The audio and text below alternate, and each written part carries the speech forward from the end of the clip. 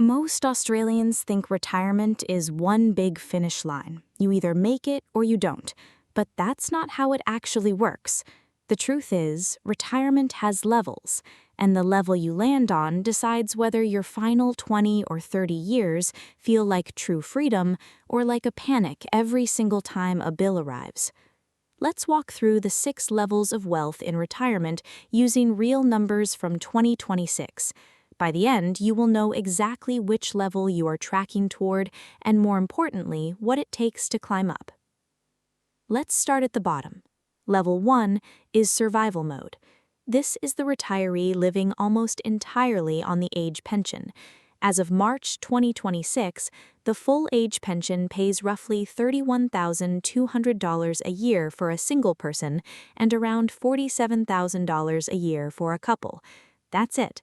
No investments and often renting. Here is the brutal part.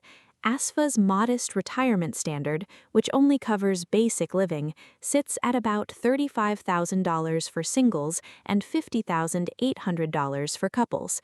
So Level 1 retirees are living below modest. Every power bill is a hard decision. Every trip to the grocery store is a calculation. Rent alone can swallow more than half of a single pension check in cities like Sydney, Melbourne, or Brisbane. This is why so many Level 1 retirees end up moving regional or moving in with family. What makes Level 1 so painful is that there is almost no way out once you are in it. By age 67, your earning years are behind you, your body isn't what it was, and the age pension simply wasn't designed to be a full income. It was designed to be a safety net. Level 2 is the modest retiree. This Aussie owns their own home, has somewhere between $100,000 and $300,000 in super, and tops up the pension just enough to hit that modest figure. They can run a basic car, eat at home, maybe take one short domestic trip a year. No overseas travel, no new kitchen, and no spoiling the grandkids the way they want to. The average Australian aged 60 to 64 sits on about $263,000 in super, which is solid Level 2 territory. But here's the kicker. The comfortable retirement target is $630,000 for a single. That's a massive gap. If you are in your 50s right now and you are sitting at Level 2, this is your wake-up call. You still have time, but the runway is shorter than you think. Level 3 is the comfortable retiree.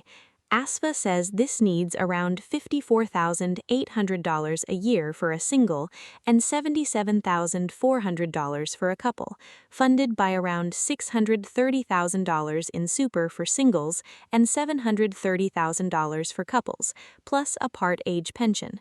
This is the Aussie who can run a decent car, take an overseas holiday every year or two, eat out occasionally, and handle a surprise medical bill without stress. Level 3 is what most people picture when they imagine a normal retirement. But here's what's wild. Less than 30% of Australians actually hit it.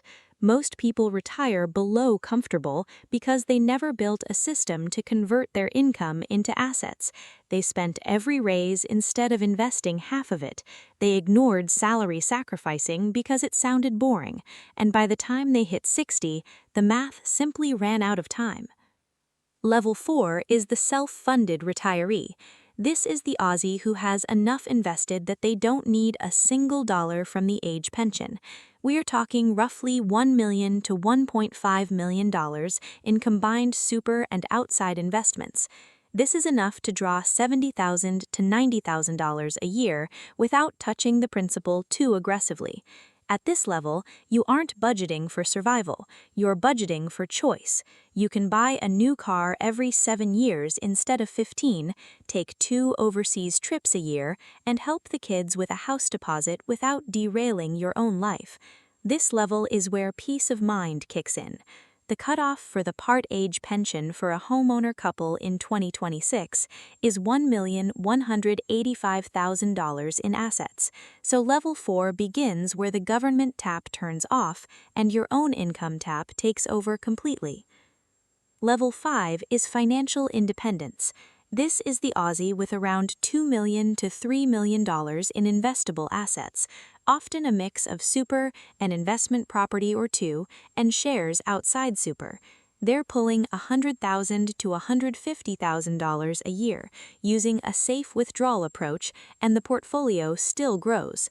At this level, money stops being the question. The question becomes, what do I actually want to do with my time? Some Level 5 retirees keep working part-time because they enjoy it. They travel business class, renovate the home properly, and have a serious safety buffer for aged care. What separates Level 5 from Level 4 isn't just more money, it's optionality. You can take a bad investment year on the chin without changing your lifestyle, and you can gift money while you're still alive to watch your kids use it. Level 6 is generational wealth. This is the top tier. We're talking $5 million plus in net assets, often well beyond. These Aussies aren't just funding their retirement, they're building something that outlives them. They use trust structures, investment properties producing rental income, and share portfolios paying fully franked dividends, with a clear plan to pass wealth to children and grandchildren in a tax-effective way. At Level 6, the family changes trajectory. Your grandkids start life ahead of where you started. And the interesting thing is, most Level 6 Australians didn't get there from a massive salary. They got there from buying assets early, holding them for decades, and refusing to sell during the scary moments when everyone else panicked. Here's something most Australians figure out far too late. Climbing these levels isn't about chasing a bigger salary or finding the next hot stock. It comes down to 3 habits repeated for decades: starting before you feel ready, automating a real percentage of every pay into investments before lifestyle creep eats it, and staying invested through every recession, every property dip, and every loud headline telling you the sky is falling. The Australians who reach levels 4, 5, and 6 aren't smarter than everyone else, they just stopped interrupting the compounding. If you are in your 40s or 50s and you feel behind, the worst thing you can do is treat that feeling as a final verdict. It isn't. Take the imperfect step now, because the perfect plan you're waiting for isn't coming.